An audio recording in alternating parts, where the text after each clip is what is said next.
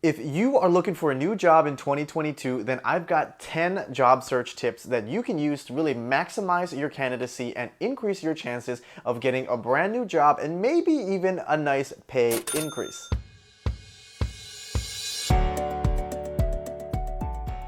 Happy New Year and welcome back to the channel. If you want more free career tips just like this around interviewing, resume writing, or changing careers, make sure you click subscribe down below and share it with a friend who might find it helpful. Now, without further ado, let's just dive right into the very first job search tip this year, and that is not to listen to your family and your friends. I'm just kidding. Well, I mean, half kidding. What I'm really trying to say here is that you shouldn't take the advice that you get from your friends, your family, and even some of your mentors as pure gospel. You should take it as valuable input, but just use it as input. You shouldn't use it to make all of your career and job search decisions. For example, when I was trying to find a new job because I didn't like the job that I had, everybody told me that I'm a people person, and because of that, I would be fantastic in sales. But when I looked into it and what an SDR would be doing, or even what an account manager would be doing, I realized that that's not really something I'm passionate about. But if I had just listened to their advice and changed careers and jumped into sales, I wouldn't be as happy as I am today as a recruiter. Or to put it another way, you shouldn't take generalizations or pieces of advice that people give you as blanket statements of truth. For example, during COVID-19, the software and technology industry as a whole has done very well despite everything that's happening in the global economy and the supply chain. So all of your friends may be telling you that you should go work for a tech company where you can make lots of money.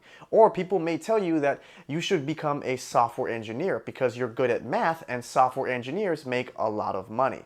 Beware of these generalized statements and just focus on what truly will make you happy and take their advice as input, but always look for other professional advice and see what works for you. Job search tip number 2 this year is do not psych yourself out. I talk to a lot of people and even some of my friends who don't like their job or don't like their company and want to get a new job, but they're really intimidated about the amount of time and effort it would take to prep and apply for a new position. So what they end up doing is just dragging their feet and end up staying at their company another year. So what I mean by don't psych yourself out is don't overestimate the amount of work that it's going to take for you to apply for a new role, prepare for interviews, and actually pass these interviews so that you can find a job that you truly enjoy.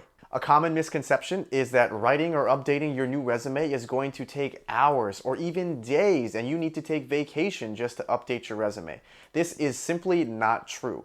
I can actually update my entire resume in probably less than an hour. And when it comes time to prepare for your interviews, you don't need to take 2 weeks before you can do another interview. You probably only need 2 to 3 different days where you're practicing for 2 to 3 hours at a time to prepare for your upcoming interviews. Don't overcomplicate things, overanalyze things, when really you are probably qualified and prepared to handle everything you need in your job search. Plus, you can check out all of the helpful videos on this channel to help you with your resume or your interviews. The next job search tip is to go back through all of your LinkedIn messages and see who are the recruiters that had reached out to you. Maybe they work at companies that you actually want to work at, so you should definitely re-engage them.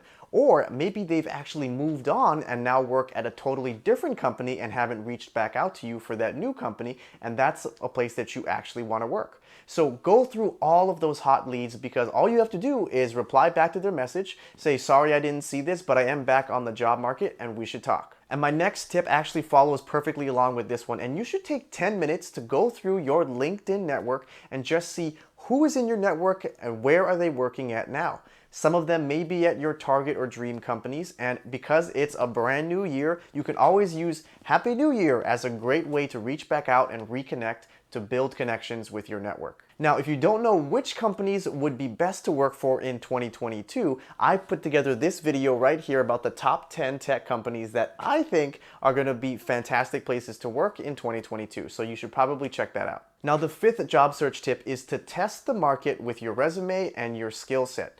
Apply for a few different companies and a few different jobs, not at your target or dream companies, but other smaller companies that you may not be 1000% interested in.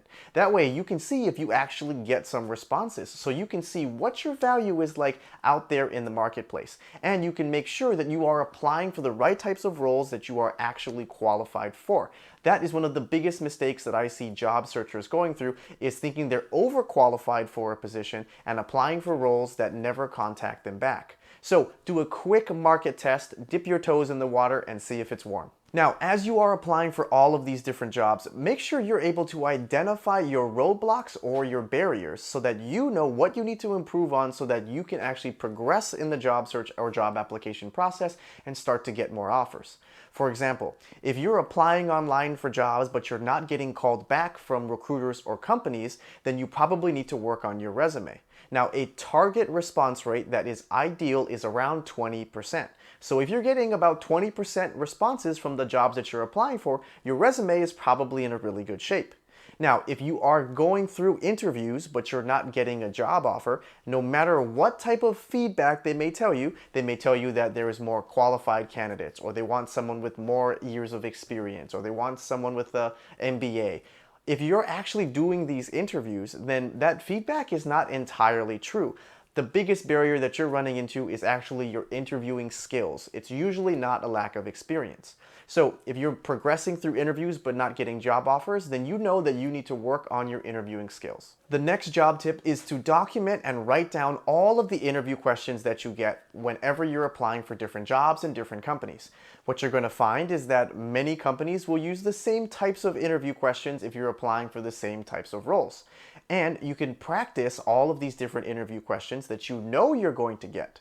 And if you're not getting job offers, or you know you didn't pass an interview, now you know exactly which question you may not do well on and how you can update or fix your answers so that you can pass your upcoming interviews. Now, for this next tip, a quick disclaimer: I am not a financial advisor, nor do I claim to be one, but I truly do think that you should negotiate for more equity or stock options in your offers in 2022, especially because the US inflation rate is estimated to be around 7% this year. So your cash is probably not going to be as good for you. So I think you should hedge your bets and hedge your compensation by getting more equity, which has the potential to increase. Now, the next tip is that you should know your strengths and weaknesses as a candidate. What makes you stand out from all of the other potential candidates? What is your secret sauce? And also, what may be some of your weaknesses or your shortcomings or your gaps in experience or skills that may be a potential concern in the back of hiring managers' mind? Once you can identify your strengths and weaknesses, you can leverage your strengths to be a part of your elevator pitch, as well as all of the interview examples that you share. And then, of course, once you know what your potential weaknesses or gaps may be as a candidate, you will be able to proactively address those with your hiring manager so that you can overcome any potential objections and get more job offers. Now, of course, I saved the best job search tip for last, and this is around your interview questions and your interview answers. Do not memorize answers to specific interview questions. Instead, you should memorize the stories or examples that you want to share during your interviews. I recommend memorizing or practicing all of your stories using the STAR method. Now, regardless of the interview question that you get, you know that you have to talk about certain experiences or highlight certain skills or accomplishments that you have. And so knowing which stories to fall back on is going to help prevent you from blanking out on any brand new or strange type of interview question.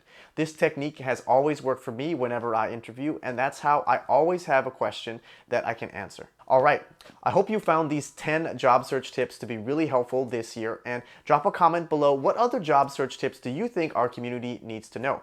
Good luck in your job search this year, and thank you for watching.